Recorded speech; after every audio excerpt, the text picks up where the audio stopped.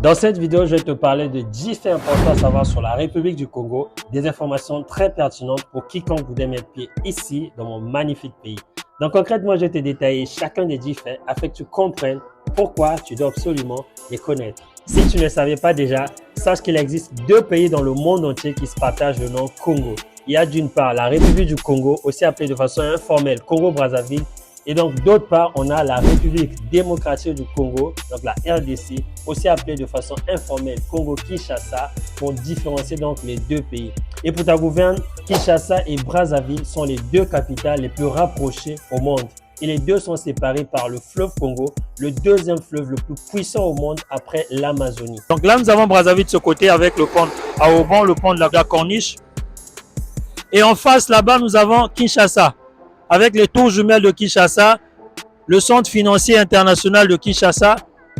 Et donc, en l'espace de quelques 10 à 20 minutes de traversée, tu quittes Brazzaville pour Kinshasa et tu quittes Kinshasa pour Brazzaville. Fait numéro 2, la République du Congo est un pays d'Afrique centrale avec un climat tropical humide, notamment traversé par l'équateur. Il y a pour principaux voisins la République centrafricaine au nord, la République du Cameroun au nord-nord-ouest, la République démocratique du Congo au nord-est et au sud-est, la République du Gabon à l'ouest, la République d'Angola avec l'enclave du Cabinda au sud-ouest. Là, nous avons Brazzaville, la capitale politique, Pointe-Noire, la capitale économique. Donc là, tu as toutes sortes d'informations sur le pays, le tracé du chemin de fer, les différents aéroports nationaux en vert, les différents aéroports internationaux en rouge, la superficie du pays, les plus hautes montagnes que nous avons, etc.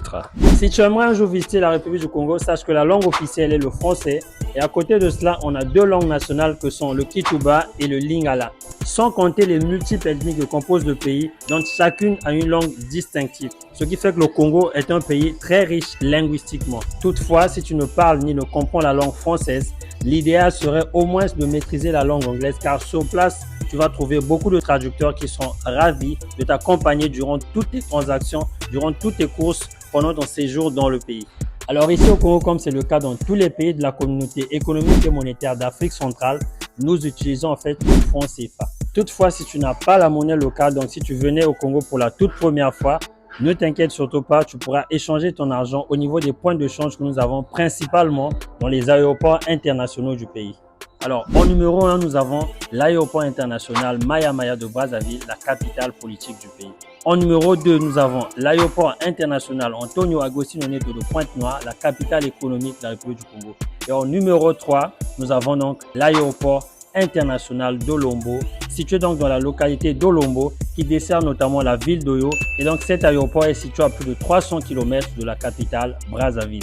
Quel est le meilleur moment de visiter la République du Congo?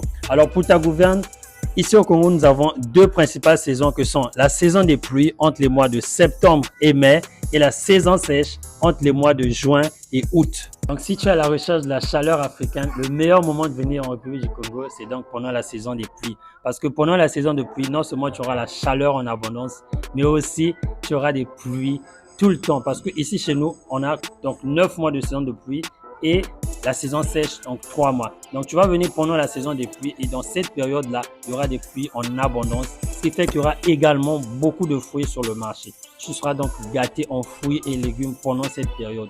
Maintenant, si par contre, tu as la recherche d'un peu de froid, parce qu'ici chez nous, pendant la saison sèche, les températures descendent jusqu'à moins 19 degrés, ça arrive.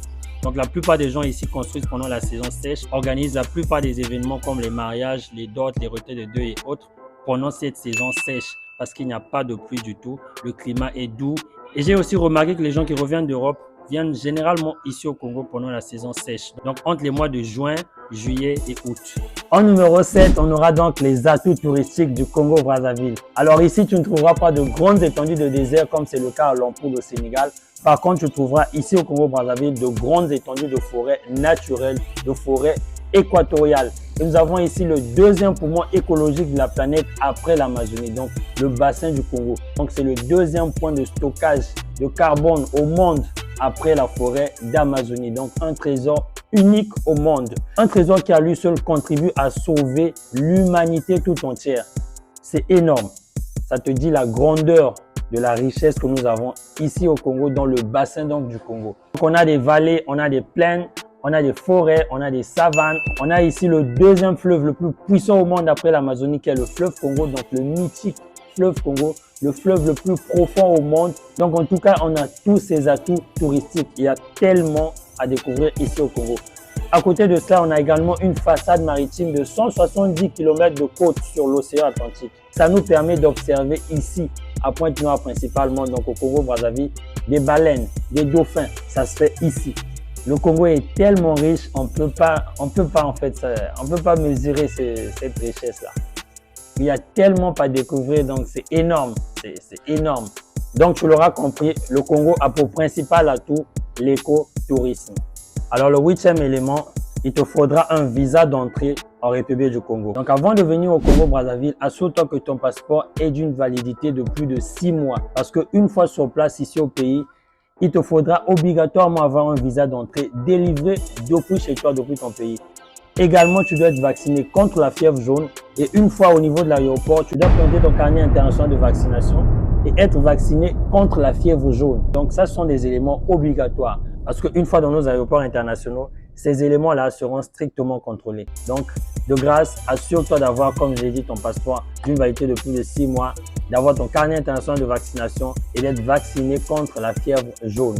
Bref, en ce qui concerne l'accès en République du Congo, je pense que je ferai une vidéo là-dessus parce qu'il y a tellement à dire à ce sujet en fait. Le 9e élément, c'est l'accessibilité à Internet. Est-ce que le Congo est connecté à Internet au débit? Aujourd'hui, nous vivons dans un monde interconnecté. Aujourd'hui, nous vivons à l'ère du numérique, à l'ère de l'information. Et avant de se rendre quelque part dans le monde, c'est tout à fait logique de se renseigner au préalable. Est-ce que là où je vais me rendre, je serai connecté? Est-ce que je resterai connecté?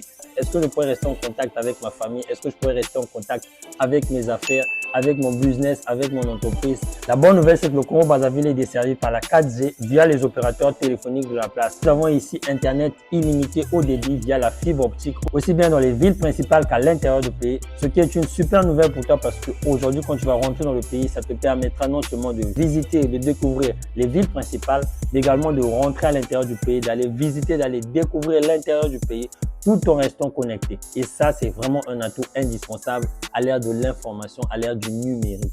10e élément, les Congolais sont accueillants. Alors, si les 9 précédents éléments ne t'ont pas convaincu à visiter ou à découvrir le Congo, viens au moins pour découvrir l'hospitalité légendaire du peuple congolais. Car ici, chez nous au Congo, l'étranger est très bien accueilli. L'étranger est très bien perçu. La preuve, nous avons ici plusieurs communautés d'Afrique centrale, d'Afrique de l'Ouest, d'Européens, d'Américains, d'Asiatiques et du reste du monde. Ici au Congo, tu vas découvrir une grande communauté internationale en fait. Parce que le pays est ouvert, le pays reçoit tout le monde, le pays est très accueillant envers l'étranger.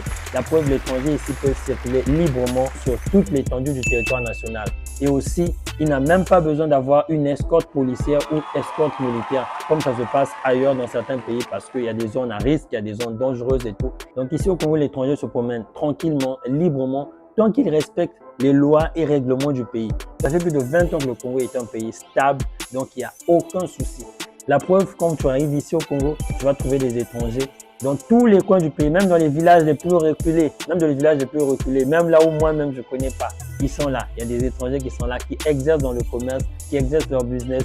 Il y a des étrangers qui ont investi ici, qui ont créé leur entreprise ici depuis des années, qui se sont installés ici, qui vivent ici depuis des années, quand même obtenu la nationalité congolaise, qui vivent paisiblement sans aucun souci.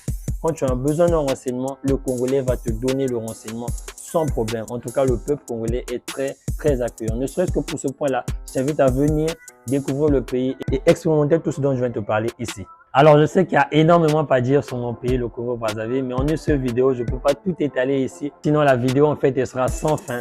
Donc, merci infiniment de m'avoir suivi. Si tu as quelque chose à compléter en commentaire, dis-le-moi en commentaire. Abonne-toi si ce n'est déjà fait. Active les notifications. Merci de m'avoir suivi une fois de plus. On se retrouve à la prochaine occasion, toujours avec le même plaisir. En ensemble.